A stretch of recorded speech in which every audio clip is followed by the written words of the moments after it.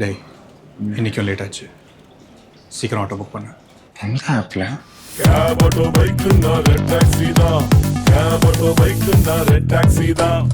திருச்சி கிழக்கு தொகுதி நிறைய பேர் இடத்துல பார்த்தீங்கன்னா திருச்சி தொகுதியில் லாரன்ஸ் மாஸ்டர் நிற்கிறாரு. நிறைய பேர் அண்ணா நீங்கள் வாங்கண்ணா, நீங்கள் வந்தால் நாங்கள் ஓட்டு போடுறோண்ணா.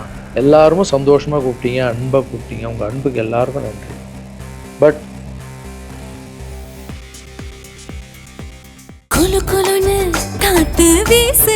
உங்கள் சத்யாவில் குளு குளு ஏசி ஆஃபர். எல்லாருக்கும் வணக்கம். இந்த வீடியோ பதிவு எதுக்குன்னா, ஒரு 2 முக்கியமான விஷயத்த உங்ககிட்ட தெளிவுபடுத்துறதுக்காக தான். ஒன்று இந்த திருச்சி கிழக்குன்னு போயிட்டு இருக்குல்ல, அதுக்காக. இன்னொன்று நான் ரீசெண்டாக அட்டன் பண்ண ப்ரெஸ் மீட்டில் ஒரு வார்த்தையை கான்ட்ரவர்சி ஆக்கிட்டாங்க. முதல்ல இந்த ப்ரெஸ் மீட்டை பற்றி பேசிடலாம். நான் ப்ரெஸ் மீட்டு கொடுத்துட்டு வந்துட்டேன். ஒரு விஷயத்த கான்ட்ரவர்சியாக மாற்றி அது தப்பாக 2-3 பேர் பேசுகிறேன்னொடனே நான் ட்வீட் போட்டுட்டேன், எழுத்துப்பூர்வமாக போட்டுட்டு, நான் ஏங்க மக்களை போய் அப்படி பேச போகிறேன், நான் ஏன் மக்களை போய் அப்படின்னு நினைக்க போகிறேன். தெருநாயிலிருந்து வீடு வரைக்கும் புரிதலை பற்றி பேசணும்னு நினச்சேன். நான் பாட்டு ட்வீட் போட்டு எழுத்துப்பூர்வமாக போட்டுட்டு நான் ஷூட்டிங் போயிட்டேன். ஷூட்டிங் பண்ணிகிட்டே இருக்கோம். 2 நாளுக்கு அப்புறம் பார்த்தீங்கன்னா ஃப்ரெண்ட்ஸ் எல்லாம் ஃபோனு, நண்பா நீ இதுக்கு ஒரு வீடியோ போட்டால் நல்லாயிருக்கும், எல்லாம் தப்பாக புரிஞ்சிட்டு இருக்காங்க, ஒரு சிலர் இதை அட்வான்டேஜாக எடுத்துக்கின்னு உன்னை பற்றி தப்பாக பேசிகிட்டு இருக்காங்க அப்படின்னா. இப்போ அதான் ஒரு தடவை ட்வீட் போட்டுட்டான்ல, விட்டு நம்ம அதுக்கு போய் சும்மா பேசிகிட்டு இருக்கக்கூடாது. தப்பு நம்ம பண்ணால் பரவாயில்ல, நம்ம தான் பண்ணலையே அப்படின்னு விட்டாச்சு. அதுக்கப்புறம் என்னுடைய ட்ரஸ்ட் குழந்தைங்கள்லாம் ஃபோன் போட்டு, நம்ம படிக்க வச்ச குழந்தைங்க அங்கங்கே வேலை பண்ணிகிட்டு இருக்காங்கல்ல, அங்கிள் நீங்கள் இதுக்காக ஒரு வீடியோ போடுங்க ப்ளீஸ், இது ரொம்ப தப்பாக போய்ட்டுருக்கு அப்படின்லாம் பேசினாங்க. என்னடா இது எல்லாம் அப்படி சொல்கிறாங்களே அப்படின்னு பார்க்கும்போது, வீட்டுக்கு போனால் வீட்டில் அம்மாவும் அப்செட்டில் இருக்காங்க. இதுக்கு தான் நான் ஒன்று அரசியலுக்கு போவானு. நான் ஐயோ இது ஏதோ ரொம்ப தப்பாக இருக்குது போல். ஃப்ரெண்ட்ஸுங்கிட்ட எல்லாம் கேட்டு பார்த்தா, நம்ம சொன்ன எண்ணங்கள் வேறு, இவங்க தப்பாக பேசிகிட்டு இருக்காங்க, அதுவும் ரொம்ப தப்பாக இருக்குது அப்படின்னும் போது, எனக்கு ரொம்ப க்ளோஸான ஒரு பையன் ஒருத்தர் இருக்கார் என்னுடைய ட்ரஸ்ட்டில். அவர் பேர் ராஜகோபால். அவர் ஒரே ஃபோனில், அங்கிள் நீங்கள் இதுக்கு ஒரு ட்வீட் போட்டு ஆகணும், நீங்கள் அந்த ராஜகோபால் யாருன்னு நான் உங்களுக்கு இன்ட்ரடியூஸ் பண்ண போகிறேன். இது வரைக்கும் நான் பசங்களை டான்ஸ் ஆட வைக்கிறாருன்னு மேலோட்டமாக பார்த்துருக்கீங்க, பசங்களை படிக்க வச்சுருக்காங்கன்னு மேலோட்டமாக பார்த்துருக்கீங்க. அவங்க ஹாப்பியாக இருக்காங்க, இவங்க டான்ஸ் ஆடுறாங்க, இவங்களை படிக்க வைக்கிறாங்க, மாஸ்டர் பர்த்டே கேக் வெட்டுறாரு, இது மட்டும் தானே பார்த்துருக்கீங்க. ஒவ்வொரு வாழ்க்கையிலும் எவ்வளோ கஷ்டம் இருக்குது, அவங்கள நான் எவ்வளோ கஷ்டப்பட்டு வளர்த்தேன் அப்படின்றதெல்லாம் அப்போல்லாம் ரீல்லாம் இல்லை.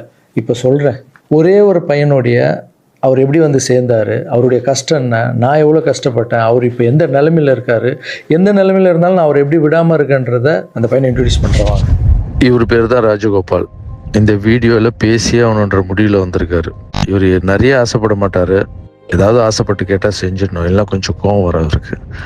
இவர் யாருன்னு முதல்ல நான் சொல்கிறேன். இவர் சேர்ந்தது 20 வருஷத்துக்கு முன்னாடி என்கிட்ட சேர்ந்தார். எப்படி தெரியுமா சேர்ந்தார்? நைட் நான் படுத்துட்டு இருக்கேன், ஒரு 11 மணிக்கு சொல்கிறாங்க, கீழே உங்கள் வீட்டு கீழே யாரோ ஒருத்தர் வெயிட் பண்ணுறாங்க சார், உங்களை பார்க்கணும் அப்படின்னு சொல்கிறாங்க. இல்லைங்க 11 மணி ஆயிடுச்சு, காலையில் வர சொல்லுங்க அப்படின்னு. ஒரு சிலர் படிப்புக்கு ஹெல்ப் கேட்டு வருவாங்க, இந்த ஆர்ட் ஆப்ரேஷன் ஹெல்ப் கேட்டு வருவாங்க அப்படின்னு நினச்சி, சரி படிப்புக்காக தான் வந்திருப்பாங்கன்னு நான் நினச்சிக்கிட்டு காலையில் வர சொல்லுங்கன்னு சொல்கிறேன். இல்லை அப்பா அம்மா இல்லை, யாருமே இல்லை, ஊர்லேருந்து உங்களை நம்பி வந்துட்டாராம், ஸோ உங்களை பார்க்கணுன்னு வெயிட் பண்ணுங்கிறார். கீழே போய் பார்த்ததும் தான். அப்போ இவர் கொஞ்சம் நடப்பார், நல்லா நடப்பார். கொஞ்சம்னா பெண்டாய் நடந்து போய் வர அளவுக்கு இவரால் முடியும். போய் பார்த்தேன், அப்படியே கண்ணில் அப்படியே தண்ணி, அப்படியே கலங்கி என்னை அப்படியே கட்டி பிடிச்சார் 20 வருஷத்துக்கு முன்னாடி இவர். ஸோ அந்த அணைப்பிலே எனக்கு ஃபீல் ஆச்சு, இது வலி உள்ளே ரொம்ப இருக்குது, அவருக்குள்ளே நிறைய வலி இருக்குதுன்னு என்னால் ஃபீல் பண்ண முடிஞ்சது.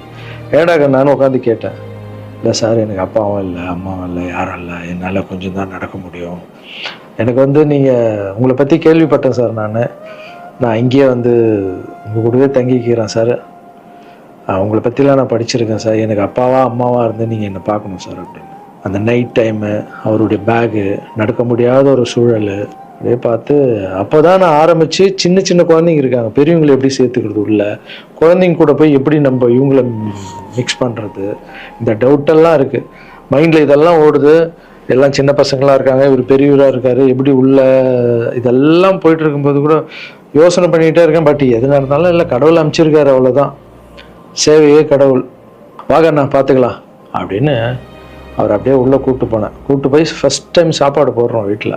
அந்த பசியில் அவர் சாப்பிட்டது அதெல்லாம் கூட இன்னும் கூட எனக்கு ஞாபகம் இருக்குது. அந்த பசியில் சாப்பிடும்போது கண் கலங்கிட்டே இருந்தார், அவ்வளோ பசியில் இருந்தார் அவர்.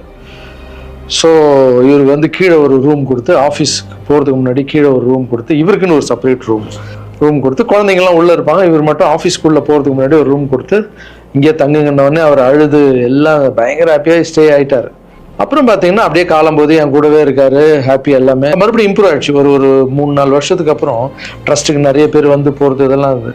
அப்புறம் ஆஃபீஸில் வந்து உட்காருவோன்னா இவர் ரூம் பக்கத்துலேயே இருந்ததால நான் என்ன சொன்னேன்னா, கண்ணா நம்ம ரூம் நம்ம மேலே மாற்றிக்கலாம், ஏன்னா ஆஃபீஸ் இருக்குது, உங்களுக்கும் தூங்கணும், டிஸ்டர்ப் ஆகும், நிறைய க்ரௌட் வந்துட்டு போகிறாங்க அப்படின்னு கேஷுவலாக நம்ம பிள்ளை தானே, நீ மேலே எடுத்துக்கிடா கண்ணா அப்படின்னு சொல்லிட்டு போயிட்டேன். திடீர்னு நைட்டு ஃபோன் வருது, ராஜகோபால் கழுத்தை அறுத்துக்கிட்டாரு, அவருக்கு ரத்தம் ஊற்றுதுன்னு. என்னன்னு புரியல. நானும் ஒய்ஃபு எல்லாம் பதறிச்சுட்டு ஓடணும். போய் பார்த்தா ஒரு பிளேடில் எடுத்து கழுத்தை அறுத்துட்டு இருக்காரு. என்னன்னு ஒர்க்கர்ஸ் கிட்ட கேட்டால் அவங்க சொல்கிறாங்க, இல்லை நீங்கள் கீழே ரூம்லேருந்து மேலே மாற்றிட்டீங்களா அப்படின்னு. பார்க்கறதுக்கு தான் இவர் விளையாட்டு போல மாதிரி இருப்பார், அமைதியாக இருப்பார், பயங்கர வால் இது. உடனே நைட்டு ஹாஸ்பிட்டலுக்கு அந்த சூழலை கொஞ்சம் நினச்சி பாருங்களேன். இதெல்லாம் இல்லாமல் நான் நார்மலாக நிம்மதியாக படம் பண்ணணுமா, வந்தோமா, எக்ஸசைஸ் பண்ணணுமா, தூங்கணுமா அப்படின்னு நான் இருந்திருக்கலாம்ல. மக்களுக்கு ஏதோ ஒன்று பண்ணணும் தானே. இந்த ஒரு பையனுக்கே எப்படி நைட்டெல்லாம் போய் ஹாஸ்பிட்டலில் உட்காந்து அவருக்கு என்ன ஆகுமோ ஏது ஆகும்னு பயந்து, அதுக்கப்புறம் கூப்பிட்டு வந்து எதுவும் ஆகலன்னு கண்ணா இப்படி பண்ணாதுன்னு அதுக்கப்புறம் தான் அவரே புரிஞ்சுக்கிட்டார். ஒரு மாதம் மேலே இருந்தவொடனே, ஆமாம் மாஸ்டர் கீழேன்னா எல்லாம் வந்துட்டு போவாங்க, எனக்கு தூக்கமே இருக்க, மேலே நிம்மதியாக இருக்கு மாஸ்டர், ஹாப்பியாக இருக்குன்னு. இந்த மாதிரி பசங்களுக்கு டக்குன்னு கோவம் வந்துடும். அதை புரிஞ்சுக்கணும். இந்த ஒரு பையனுக்கே இந்த ஸ்டோரி இருக்குது. அதுக்கப்புறம் இவர் என்ன பண்ணார், நல்லா நடந்திருந்த பையன் வெளியே போவாதுன்னு சொன்னால் என்ன கேட்காம ஏதோ வெளியே போயிருக்கார். ஏதோ ஒரு இடத்துல போய் விழுந்து பேக் போன்னு அடிபட்டுருச்சு. அவ்வளோதான், ஆப்ரேஷன் பண்ணாதான் இவரால் உட்காரவே முடியும்னு சொல்லிட்டாங்க. சரி, ஒரு ஹாஸ்பிட்டல் நான் டிசைட் பண்ணி ஆப்ரேஷன் போனாலும் நான் இந்த ஹாஸ்பிட்டல்லாம் ஆப்ரேஷன் பண்ணிக்க மாட்டேன், நான் காவேரி ஹாஸ்பிட்டலில் தான் ஆப்ரேஷன் பண்ணிக்கன்னு சொன்னார் அவர். ஏன்டா அது காவேரி ஹாஸ்பிட்டலில் அந்த டைமில் வந்து கலைஞர் ஐயா இருக்கார்ல, அவர் வந்து அந்த ஹாஸ்பிட்டலில் உடம்பு சரியில்லாமல் இருந்தார். இவர் அந்த நியூஸ்லாம் பார்த்துட்டு காவேரி ஹாஸ்பிட்டல் தான் சிஎம்லாம் இருக்காங்கல்ல, அதான் பெரிய ஹாஸ்பிட்டல், அங்கே தான் எனக்கு வேணும் அப்படின்னு. என்ன பண்ணுறது, தம்பி போல புள்ள மாதிரி வந்துட்டாரு. அதே காவேரி ஹாஸ்பிட்டல் கூட்டு போய் அங்க ஒரு டாக்டர், இப்போ டாக்டர் பேர் என்ன கண்ணா? ஷாம் சுந்தர் டாக்டர். இப்ப கூட போய் பார்த்துட்டு வந்தீங்கல்ல, இப்ப கழுத்துக்கு அவர் ப்ராப்ளம், இப்ப போய் பார்த்துட்டு வந்திருக்காரு. உங்களுக்கு ஆபரேஷன் எத்தனை நாள் ஆச்சு, எத்தனை வருஷம் ஆச்சு? 5 வருஷம். 5 வருஷத்துக்கு முன்னாடி அந்த காவேரி ஹாஸ்பிட்டலே போய் இவருக்கு ஆபரேஷன் பண்ணி, இதெல்லாம் பப்ளிசிட்டி பண்ணணும்னு சொல்லியிருந்தா கீழே விழுந்தது போட்டிருக்கணும், ஆப்ரேஷன் டாக்டர் எப்படி பண்றாருன்னு போட்டிருக்கணும். ஆப்ரேஷனுக்கு அப்புறம் என்ன தெரியுமா நடந்தது, அதுதான் ஆப்ரேஷனுக்கு அப்புறம் இவரால் நடக்க முடியாது, ஒரு ஆளை போட்டு தான் பார்த்துக்கணும்னாங்க. அப்புறம் இவருக்கு ஒரு அம்மா வேலைக்கு ஆளை போட்டோம் இவரை பார்த்துக்கிறதுக்கு வீட்டில். இதெல்லாம் என் சொந்த வீட்டில் வளர்க்குறேங்க, நான் ஃபர்ஸ்ட் வாங்கின வீட்டில் வளர்க்குறேன். ஆமாம், இதெல்லாம் என்ன சர்வீஸ், மக்களுக்காக பண்ணுறது.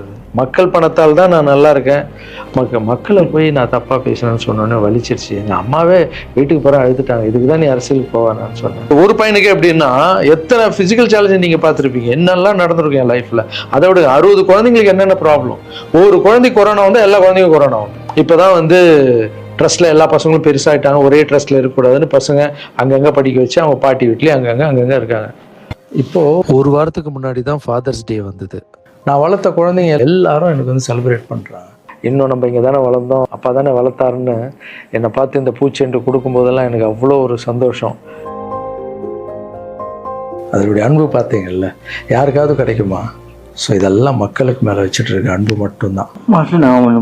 நீ பேசணுமா? என்ன பேச போற? அதான் நான் அங்கிள் சொல்லிட்டேன் உன்னை பற்றி எல்லாமே. நான் கொஞ்சம் உண்மையாக சொல்லணும். சரி சொல்லு. இது வந்து யார் நம்ப மாட்டாங்க. இப்போ நான் வந்து பாதிக்கப்பட்டவன். சரி சொல்லு. நீங்க எப்படி பார்த்துட்டீங்கன்னா அந்த கடவுளுக்கும் எங்கள் அம்மாவுக்கு தான் தெரியும். இது நான் வந்து மக்கள் மாதிரி உங்களுக்கு நான் உண்மையாக சொல்லுவேன். நான் கும்பிட அனைத்து கடவுள் மேலானேயும் என்னை பெற்ற அம்மா மேலானேயும் சொல்லுவேன். இந்த பின்னாடி நிற்காங்கல்ல, இவர் எங்கள் சார் மட்டும் இல்லை, எனக்கு அம்மா அப்பா எல்லாமே இவர் தான். எங்கள் அப்பா பெரிய கோடீஸ்வரர் அப்படின்னு என்னை வந்து நான் இப்படி வாழ்ந்துட்டேன் அப்படின்னு எங்கள் அம்மா என்னையும் அனாதையே விட்டுட்டாரு. எங்கள் அம்மா என்னை விட்டு போனதுக்கப்புறம் இந்த உலகத்தில் எப்படி வாழ போகிறோம் அப்படின்னு ரொம்ப தயக்கமாக இருக்கு. இது நீ ஃபீல் பண்ணக்கூடாதுன்னு நான் பேசுனேன். இங்கெல்லாம் அதெல்லாம் இருக்கக்கூடாது, புரியுதா? இல்லை டே ஆமா, இதெல்லாம் அழக்கூடாது. நீ ஸ்டாப் பண்ணி பேச வேணாம், நீ பேச வேணாம். நான் பேச உனக்கு அடைக்கண்டா, தொண்டை அடிச்சுன்னா பிரச்சனை வரும். என் உயிரை பணம் பரவாயில்ல, என்னை என் உயிருக்கு கொடுத்து நீங்கள் இப்போ எங்கள் அம்மா என்னை எப்படி 10 மாதம் சுமந்து பெற்றாங்களோ அது மாதிரி இப்போ நான் உயிரோட உங்கள் முன்னாடி இருக்கேன்னா இந்த இவர் கொடுத்த தைரியமும் இவர் கொடுத்த 10 லட்ச ரூபா செலவு பண்ணி தான் நான் இப்போ உட்காந்துருக்கேன். இன்னொரு தகுதிக்கு அவ்வளோ கூடிய ஹாஸ்பிட்டலில் நான் போய் ஆப்ரேஷன் பண்ணது கனவுக்குள்ள நினைக்க முடியாது. ஒருத்தங்க ஹாஸ்பிட்டலில் போய் சேர்க்கும் போது அவங்க சொந்த பண்ணோம் ஏதாவது வந்து பார்ப்பாங்க. ஆனால் என்னையாலும் வந்து பார்க்கறதுக்கு ஆள் கிடையாது. ஆனால் என் மாசு அந்த ஒரு கோலை கூட தெரியாமல் டெய்லி வந்து பார்ப்பாரு. போதும் உங்க பேர் ஆல்ரெடி கழுத்து வலியில இருக்க, ரொம்ப பேச எமோஷனல்லாம் டிஸ்டர்ப் ஆகும். உங்க கிட்ட போய் சொல்ற இந்த உலகத்துக்கு நான் வந்து நீங்க எப்படி சொல்லி நான் போனா கூட பரவாயில்ல. ஏன்னா உங்க எல்லாரையும் தப்பா பேசுறேன், எனக்கு ரொம்ப கஷ்டமா இருக்கு. சரி அதெல்லாம் புரிஞ்சுப்பாங்க கண்ணா, அதெல்லாம் மக்கள் தப்பா பேசல, தப்பா பேசுற மாதிரி பண்றாங்க. நான் சொந்த வீட்டை கூட எங்களுக்காக கொடுத்துட்டு போய் வாழை வீட்டுல போயிருந்தாரு. இந்த காலத்துல அப்படி யாருங்க செய்வா? இந்த ஒரு பையனுடைய வாழ்க்கையில எவ்வளோ கஷ்டங்க, எத்தனை குழந்தைங்க வளர்த்துருப்பேன், எவ்வளோ கஷ்டத்தை பார்த்துருப்பேன். எனக்கு ஒன்று பண்ணுங்க, எங்கள் அண்ணன் தப்பாக பேசியிருக்க மாட்டார், யார் என்ன தான் சொன்னாலும் அவர் இதை பண்ணியிருக்க மாட்டார்ன்ற சப்போர்ட் மட்டும் எனக்கு போதும். ஏன்னா எங்கள் அம்மாண்ட இவ்வளோ கெஞ்சி எத்தனை வருஷத்துக்கு அப்புறம் அம்மா ப்ளீஸ்மான்னு சொல்லி விஜய் சார் வந்ததால் ஒரு நம்பிக்கை வந்து அம்மா போன்னு சொன்னாங்க. இப்போது இந்த விஷயம் எப்போ ஸ்டார்ட் ஆச்சோ இந்த கான்ட்ரவர்சி, அப்போத்துலேருந்து அம்மா மறுபடியும் பார்த்தியா நான் இதான் சொன்னார். சரி, ஏன்னா அம்மாவுக்கு 70 வயசு ஆகிடுச்சு, பாவம் அவங்க சொல்லி புரிய வைக்க முடியாது. அம்மா ஒரு சிலர் தான் வீடியோ போடுறான், பொதுமக்களுக்கு ஒன்றுமே இல்லை நம்ப மாட்டாங்கன்னு சொன்னால் கூட அவங்களுக்கு ஒரு மாதிரி இருக்கும். வயசானவங்க இல்லை, நம்ம போய் எதுவும் பேச முடியாது. ஏன்னா நிறைய பேர் நான் பார்க்குறேன், இன்னும் எல்லாத்துக்கும் அம்மான்னு. அம்மா தானே சார் எனக்கு என்னுடைய ஃபஸ்ட்டு ரசிகை, எங்கள் அம்மா ஃபஸ்ட்டு குரு, ஃபஸ்ட்டு டீச்சரு, அதுக்கப்புறம் என்னுடைய தெய்வம், என்னுடைய பெஸ்ட்டு ஃப்ரெண்டு, எல்லாமே என் வாழ்க்கையில் தாய் தாங்க. தாய் இல்லைன்னா நான் இல்லவே இல்லைங்க, நான் மட்டும் இல்லைங்க, இந்த உலகத்தில் யாருமே இல்லை. என் தாயுடைய ஆசீர்வாதம்லாம் நான் வந்து இருக்க முடியாது. நான் பேசினா தாயின்னு வரும், அது வரலன்னா தான் தப்பு. நீங்கள் என்ன எல்லாத்துக்கும் தாய் நான் அப்படி தான். அப்புறம் இன்னொரு வார்த்தை கூட கேட்குறீங்க, ஏன் வர்றதுன்னா வர வேண்டியதானே, ஏன் மக்கள்கிட்ட போய் கேட்கணும்? மக்கள் திருப்பி மகிழ்ச்சியும் திருப்பின்ட்டு இருக்குல்ல. மற்றவங்களாம் கேட்க மாட்டாங்க, வந்துடுவாங்க. நான் மற்றவங்க கேட்க மாட்டாங்க, நான் கேட்பேங்க. என் சொந்தத்தை எல்லாரையும் கேட்குறேன், அதுமாரி மக்கள்கிட்ட ஒரு வார்த்தை கேட்டால் என்ன தப்பு? ஏன்னா அவங்க தான் என்னை வாழ வச்சாங்க, அவங்க தான். ஒரு வேளை வந்து எல்லாரும் சொன்னால் நீ அரசியலுக்கு வராத, ட்ரஸ்ட் விஷயமே போதும்னு ஒரு வேளை அவங்க நினச்சிருந்தா கேட்குறதுல என்ன தப்பு? அவங்களுக்கு மரியாதை கொடுக்குறதுல என்ன தப்பு? இனிமேல் நான் கேட்டு தான் பண்ணுவேன். 4 பேருக்கு சாப்பாடு போட்டால் அரசியலுக்கு வந்துடலாமா? மாற்றுத்திறனாளிக்கு 2 பேருக்கு டான்ஸ் சொல்லி கொடுத்துட்டா அரசியலுக்கு வந்துடலாமா அப்படின்னு கேட்குறீங்க. நான் 4 பேருக்கு சாப்பாடெல்லாம் போடலாங்க. பார்த்தீங்கல்ல, ஒருத்தருடைய லைஃபையே வளர்த்து எடுக்கிறேங்க, ரொம்ப கஷ்டம். எல்லாரும் அரசியலுக்கு நான் வந்த அப்புறம் இதை பண்ணுறேன் அதை பண்ணுறேன்னு சொல்லுவாங்க, ஆனால் நான் பண்ணிட்டு வரேன்னு சொல்கிறேன், இன்னும் வரேன்னு கூட சொல்ல. அதுக்குள்ளே அப்படி பேசாதீங்க. 4 பேருக்கு சாப்பாடு போட்டு அரசியலுக்கு வந்துடுறேன். நான் என்னுடைய கஷ்டம் ரொம்ப பெரிய கஷ்டங்க, ரொம்ப வலி இருக்குது எனக்குள்ளே. நான் நிஜமாக உழைச்சிருக்கேன். இதெல்லாம் கேட்கும்போது மனசுக்கு ரொம்ப கஷ்டமாக இருக்குது. முன்னாடி ஏதோ பேசிட்டீங்க, இந்த வீடியோ பார்த்தீங்களா, இப்போவாது என் கஷ்டம் புரிஞ்சிருக்கும். இனிமேல் அப்படி யாரும் தப்பாக பேசாதீங்க.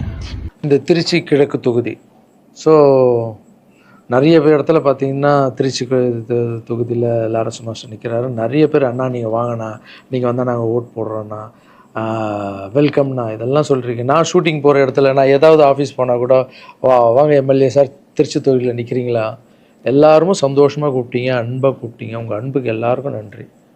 பட் அது எது தர்மம்னு ஒன்று இருக்குல்ல, என் மனசில் இருக்குதா நான் இன்றைக்கி சொல்லிடுறேன். நான் திருச்சி தொகுதியில் நான் வந்து நிற்கணுமா, இல்லை விஜய் சார் எப்போது ஹீரோ ஆனாரோ அப்போத்துலேருந்து ஒருத்தர் போஸ்ட் ஓட்டியிருப்பார்ல, அதுக்கப்புறம் அவர் அரசியல் ஸ்டார்ட் பண்ண அப்புறம் அந்த அரசியலுக்காக உழைச்சிருப்பாங்கல்ல, அவர் ஆரம்ப ஸ்டேஜ்லேருந்து வந்தவங்களாம் இருப்பாங்க, அவங்க வரணுமா நான் வரணுமா? விஜய் சார் வீட்டில் இன்னும் எத்தனை பேர் திருச்சிக்காக வெயிட் பண்ணிகிட்டு இருக்காங்களோ நம்மளுக்கு என்ன தெரியும்? அது விஜய் சார் டிசைட் பண்ணணும். விஜய் சார் யார் நிற்க வைக்கிறாங்களோ யார் வேணாலும் ஜெயிப்பாங்க. ஏன்னா விஜய் சார் முகத்துக்கு தானே ஓட்டு விடுது. ஸோ அந்த இடத்துல போய் நான் போய் நிற்கிறதுன்றது அது தர்மமே இல்லைல்ல.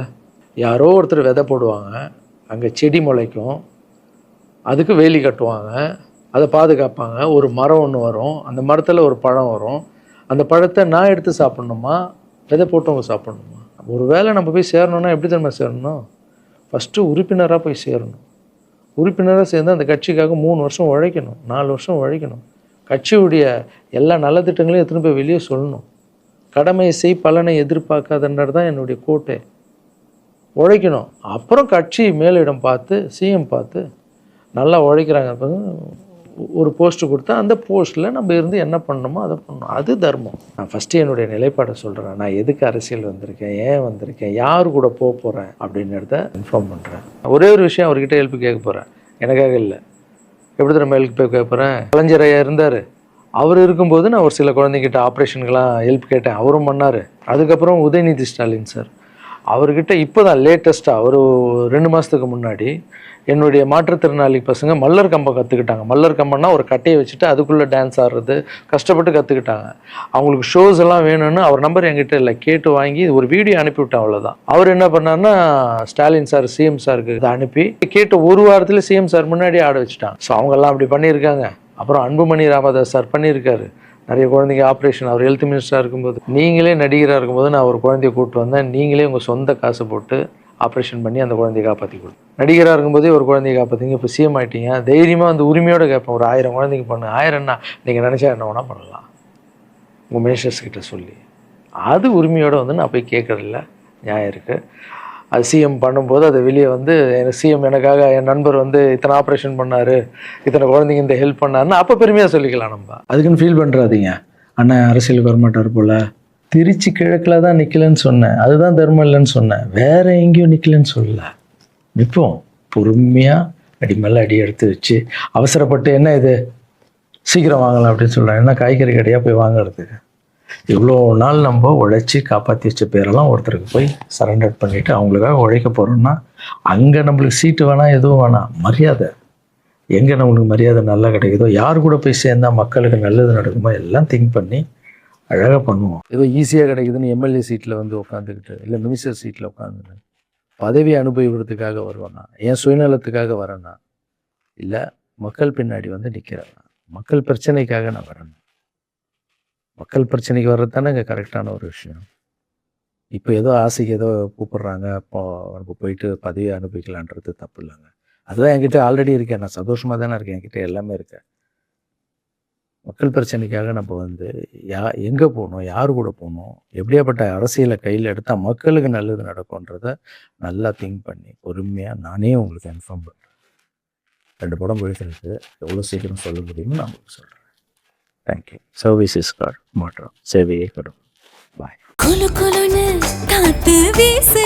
உங்கள் சத்யாவில் குளு குளு ஏசி ஆஃபர். டேய், இன்னைக்கும் லேட் ஆச்சு, சீக்கிரம் ஆட்டோ புக் பண்ணு. எங்கே ஆப்பில் Cab auto bike na red taxi da. Cab auto bike na red taxi da.